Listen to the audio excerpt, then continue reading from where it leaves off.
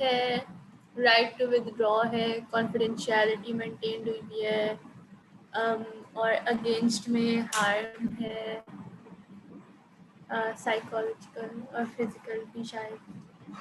ठीक है, आप पढ़े थे आप इसमें, ये बताएं कंसेंट थी नहीं थी इसमें? थी सर। फिर कोई इशू था या नहीं? कंसेंट थी लेकिन डिसीव किया गया था ट्रू एम के बारे में। नहीं, ये डिसीव्ड ऑफ ट्रू एम। फिर नेक्स्ट, फिर राइट टू विदड्रॉ था जो 35% लोगों ने इस्तेमाल भी किया, विदड्रॉ हो गए वो। राइट टू विड्रॉ कितने लोगों ने इस्तेमाल किया? 35%। ठीक है, ओके। फिर उसके बाद कॉन्फिडेंशियलिटी है, no names of individual participants were reported in the original very good, research. Confidentiality. और फिर अगेंस्ट में अनएथिकल में आ रहा है हार्म के बारे में। हार्म, वो जो साइकोलॉजिकल हार्म भी आप कह सकती हैं। जी। और फिर बाकी है डिब्रीफ का, के बाद में आई थिंक उन्हें डिब्रीफ कर दिया गया था स्टडी के बारे में। हाँ तो सही है, अच्छा है, डीब्रीफ सही। बस सर इतने ही हैं। सही हो गया, डीब्रीफ कर दिया उन्होंने। ठीक हो गया, तो सारे ही हो गए ना, ये तो तकरीबन कवर हो गया ना सारा। और ये भी आप कह सकती हैं कि 84% जो थे वो they were glad they did took part into the experiment, right? जी सर। अच्छा, अब आ जाए इसके ऊपर, जो इवेल्युएशन का पार्ट है, अब इसके ऊपर आ जाए। इवेल्युएशन में एक तो एथिकल पार्ट्स के ऊपर इवेल्युएशन हम करेंगे, सही है। मेथोडोलॉजिकल पहले हम देख चुके हैं। अब आ जाते हैं वैलिडिटी के पार्ट के ऊपर जी। वैलिडिटी सर में ये जो क्वेश्चन आता है मेथड, जो क्वेश्चन पूछते हैं कि मेथडोलॉजिकल स्ट्रेंथ्स या वीकनेसेस बताएं, तो मेथडोलॉजिकल ये जो टर्म है इसके अंदर कौन सी चीज़ें आती हैं? जैसे कंट्रोल वगैरह आते हैं, वैलिडिटी आती है, क्या आता है? हाँ, अच्छा वही आपने बता दिया, एक चीज रह गई हमारी। हमने किया आईवी, हमने किया डीवी, हमने किया क्वांटिटेटिव, राइट, हमने किया क्वालिटेटिव। ये सब पार्ट क्या है, मेथडोलॉजिकल के है ना। ये मेथडोलॉजी किस तरीके से थी। एक चीज रह गई इसमें, कंट्रोल्स, वो भी लिख लें, कंट्रोल्स सही, इसमें कंट्रोल्स भी लिख लें आप।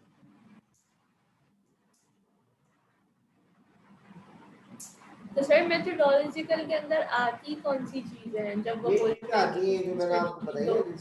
मेथडोलॉजी सैंपल वगैरह लिख सकते हैं सैंपल के बारे में? सैंपल के सैंपल बारे साइज में बहुत जी, अच्छा था, सैंपल सैंपल किस साइज तरीके से वीक लिया था। आपने, बिल्कुल सही है। सैंपल किस तरीके और से लिया? कंट्रोल, जी और कंट्रोल। कंट्रोल्स वगैरह। जी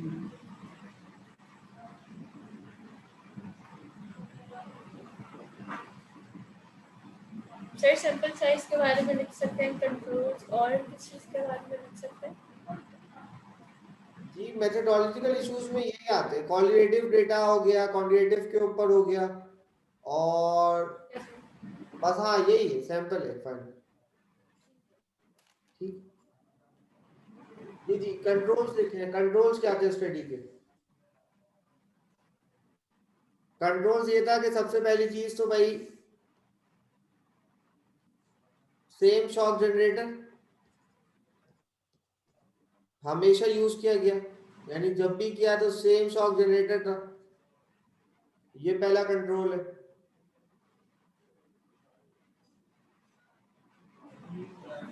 सही है, एक्सपेरिमेंटर और लर्नर हमेशा सेम थे, both were always the same.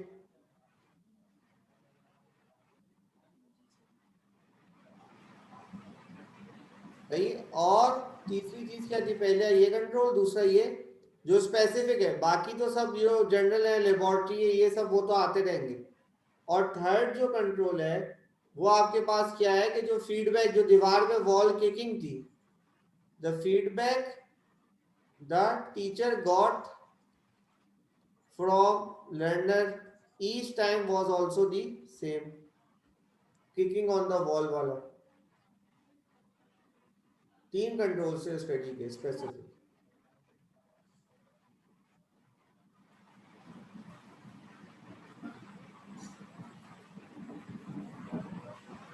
ये अब बताएं वैलिडिटी का, बताएं क्या है वैलिडिटी। सर वैलिडिटी है कि high levels of face validity, कि it would appear to be measuring what he wants to measure। फिर इस पैराग्राफ के बाद अगली है बस फेस वैलिडिटी है, और फिर अगेंस्ट में इकोलॉजिकल वैलिडिटी वाला पॉइंट है, क्योंकि इन रियल लाइफ हम लोगों को शौक तो नहीं दे रहे होते उनका ओबीडियंस लेवल चेक करने के लिए। इकोलॉजिकल वैलिडिटी हो गई ना। अच्छा, और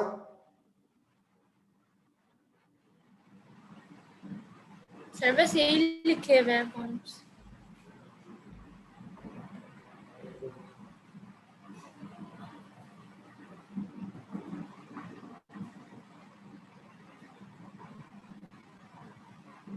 सही है। फिर रिलायबिलिटी का भी कुछ लिखा है? जी sir, the whole procedure was highly replicable, और the way in which results were recorded वो भी valid है।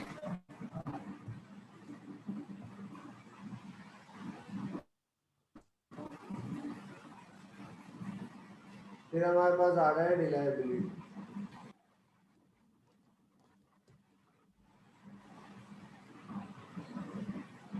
ठीक है, रिलायबिलिटी को मैंने आपको भेजा। रिलायबिलिटी में क्या लिखा हुआ नीचे पढ़े? और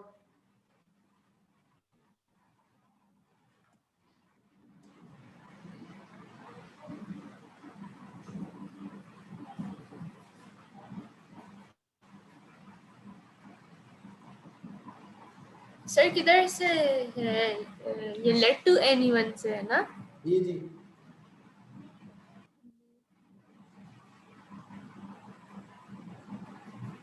और सैंपल के मामले में आई थिंक अनरिलायबल है स्टडी, सैंपल साइज के मामले में।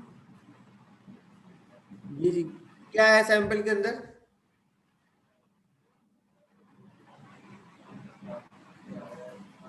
Cost and effort involved to collect data from them. We compared like with them, enabling them to see whether obedience, however, but all from the same part of the country. सही है ना? तो जो original study थी वो एक ही जगह से थी ना।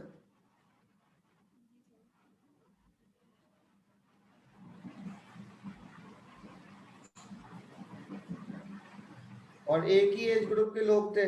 Target population 20 to 50।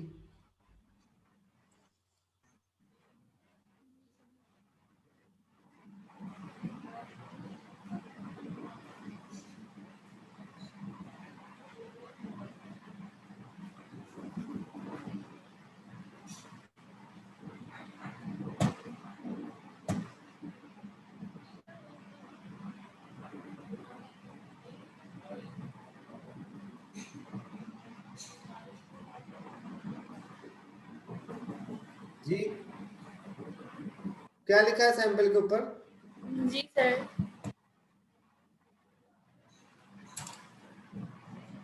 it can be assumed that Milgram selected his participants from working class and lower middle class background to reflect the sort of people who would have worked in the death camps in Nazi Germany. He would have been aiming to compare like with like, enabling him to see whether obedience to even the most destructive of orders was universal. Basically, like उसने जानबूझ के ऐसे लोगों को select किया जो उसे लगा कि नाजी जर्मनी वाले कैंप्स में काम करते होंगे, ताकि वो देख सके कि इनका भी ओबीडियंस लेवल क्या उन्हीं के जैसा है, ये सब। ठीक है, नेक्स्ट उससे आगे क्या है सैंपल के आगे? सर सैंपल के आगे बाकी सैम्पलिंग टेक्निक के बारे में लिखा हुआ है कि सेल्फ सेलेक्टेड सैम्पलिंग थी और लाइक ये उसकी यही self selected sample use best way था 20 से 50 लोगों को एज के लोगों को रिक्रूट करना।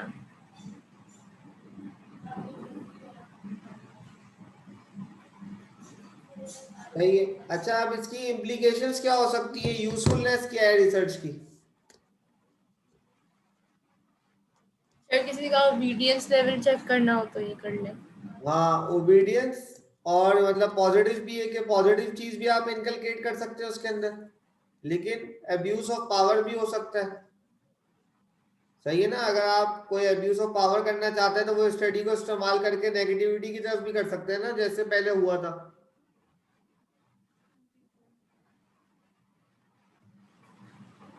सही हो गया।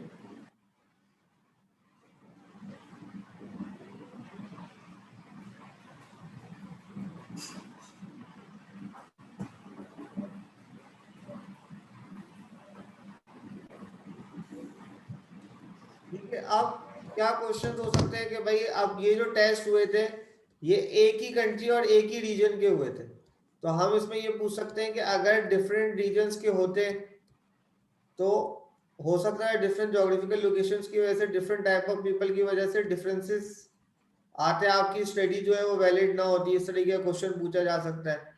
नेक्स्ट क्या है बात के, इसके अंदर क्या हो सकता है, इसके अंदर ये हो सकता है कि लेजिटिमेट अथॉरिटी एक हो गई ना, कि एज एन एक्सपेरिमेंटर वो जो क्या था, लेजिटिमेट अथॉरिटी।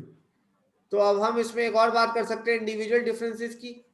जैसा कि हमने देखा कि 35 पार्टिसिपेंट्स तो पहले विड्रॉ कर गए ना, तो इंडिविजुअल डिफरेंसेस भी आपकी स्टडी के अंदर आएंगे। सही है। क्वेश्चन ऑफ एथिकल गाइडलाइंस का भी इसके ऊपर उठता है कि ये एथिक्स के हिसाब से सारे इश्यूज इसमें पाए जाते हैं, तो ये एथिकल गाइडलाइंस के हिसाब से सही नहीं है। ठीक हो गया।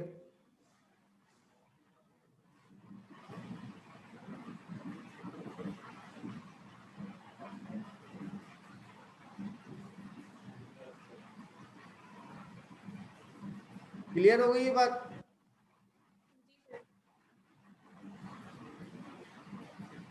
जी बताएंगे। जी सर। ठीक है, अब ये हमारा जो अब मिलग्राम है, आपको 2 पेजेस मैंने भेजे हैं, उसका डेटा आप जो है अपने पास लिख लीजिएगा।